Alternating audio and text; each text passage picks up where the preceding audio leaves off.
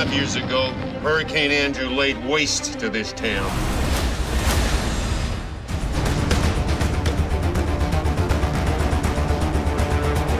The fact that we got to be in Bulgaria and the level of skill from the Bulgarian crew blended so well with the American team members that he had brought with him, that Robert brought with him.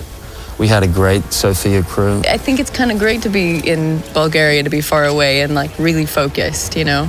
It left you with a very rich environment, which is this enormous storm and this enormous heist, you know.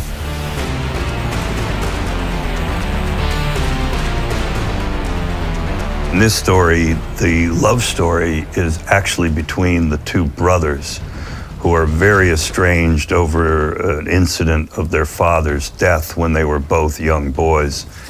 What you doing here, Willie? There's a hurricane coming, and it's gonna be a mother. Look, Breeze he's a breezy guy. It is just a sort of a physical facade, because inside there's all sorts of demons that he's wrestling with. One of you Breeze Rutledge? Yeah, who's that? The main one being the fact that he blames himself for killing his father. And he believes that his brother Will also blames him. But it wasn't until we had the scene where I wake him up and see him after 5 years that we kind of bonded. So what the script told us was going to occur with these brothers occurred naturally for me and him. And so the hurricane actually becomes a chance for redemption for the brothers.